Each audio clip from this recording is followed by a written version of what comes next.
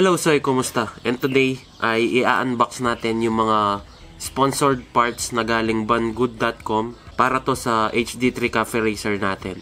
So binigyan nila tayo ng speed meter, ng handle grips, taillight at headlight. Tapos link in the description sa lahat ng mga parts natin na nandito. Unahin muna natin yung headlight.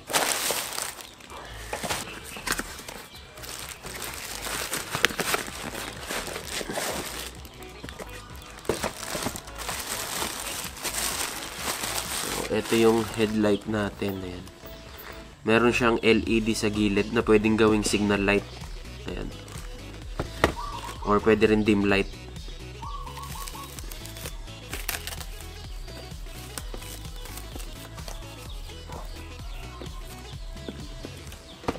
Ayan. Diba? Ganda eh.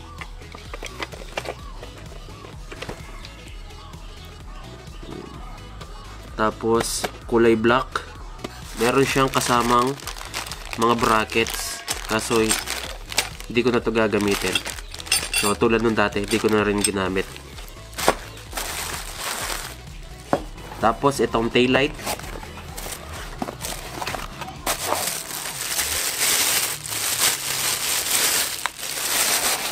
Nice. Ganda rin.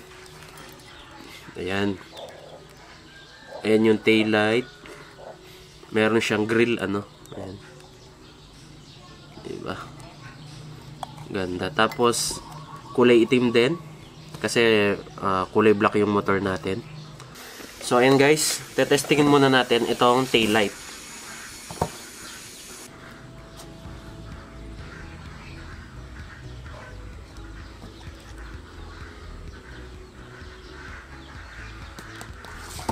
Next, itong headlight natin. So, ito yung para sa left side na LED. Ayan. Diba? Ito naman yung para sa right side.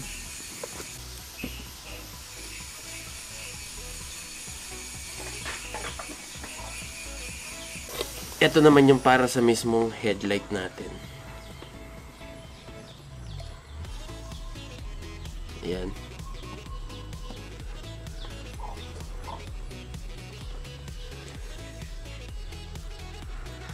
Nice, maandar lahat. So, ayan guys, ang price nitong headlight is 691 pesos. Ayan siya. 691. Tapos itong taillight ay 1,100 pesos. Ayan, medyo mahal, ano? So, meron din palang mga signal lights. Di ko na isama kanina sa intro. Papakita ko rin. So, ito yung mga bagong signal light natin.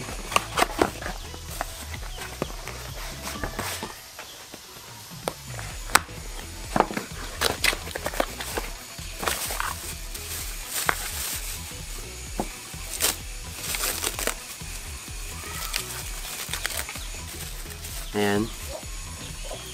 Ayan guys. Simple lang. Diba?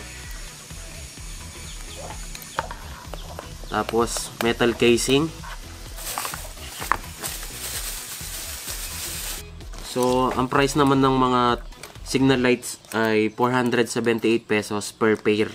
So, ayan.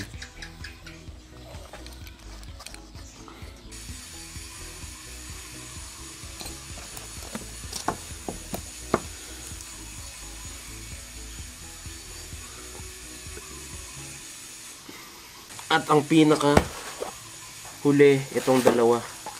Itong handle grips. So, kulay black. Kulay black.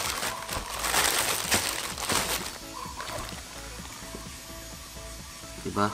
Pero, meron silang bar ends.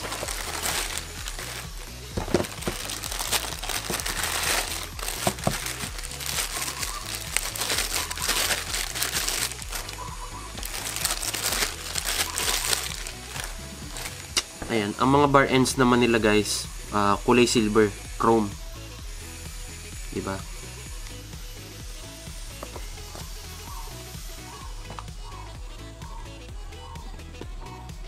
Nice. Ayos.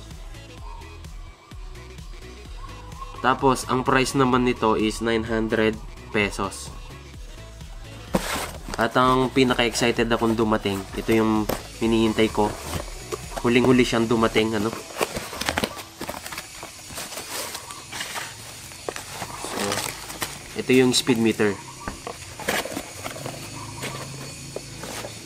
So, ang speed meter na to, ayan, malaki rin pala. Digital type. Meron siyang screen. At wala siyang speedo cable. Meron lang siyang sensor. Ayan, speed sensor lang siya.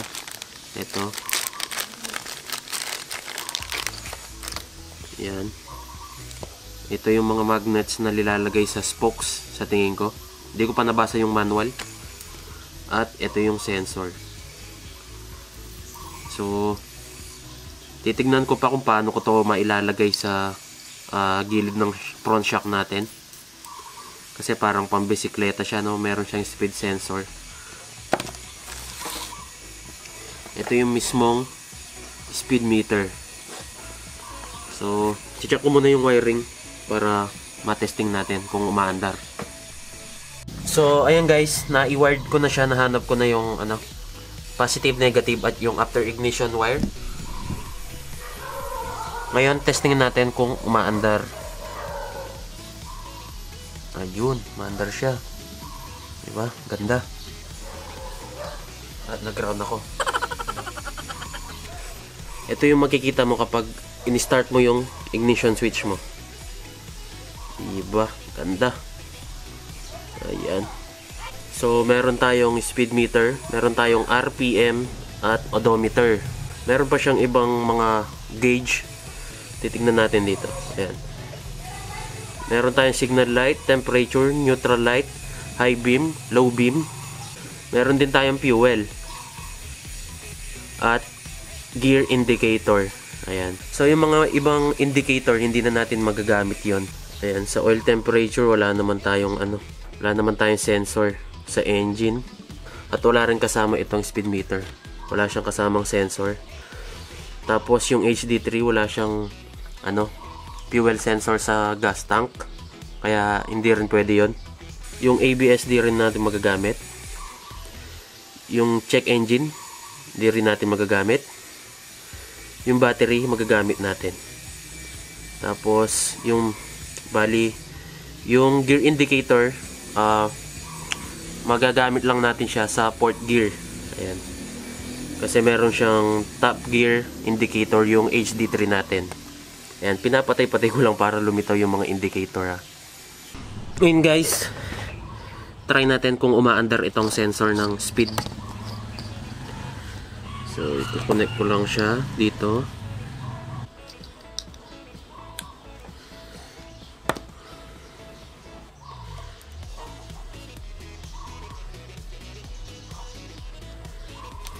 Ayan. Tapos, ito yung mga sensor ito yung magnet sensor natin. Maandar. Ayan. Kapag idinaan ko yung magnet na to dito sa sensor, gagana yung speed. Diba? Ayan.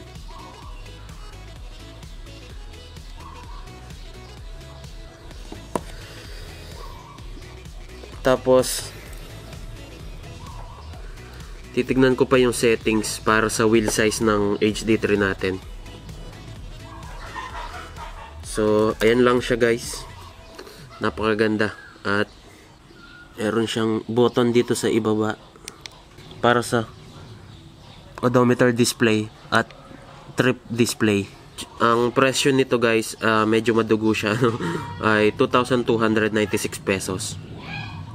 So, ayan guys. Short video lang tayo ngayon. Unboxing lang. Mamaya aalis ako, bibili akong compressor para ako na rin yung mag-paint. Para gumanda-ganda na rin yung mga paint job natin. At matuto na rin. At maraming salamat sa banggood.com sa pag-sponsor sa build na to. Napakalaking tulong. At link in the description sa lahat ng mga products na to guys. Kita-kits sa susunod na vlog.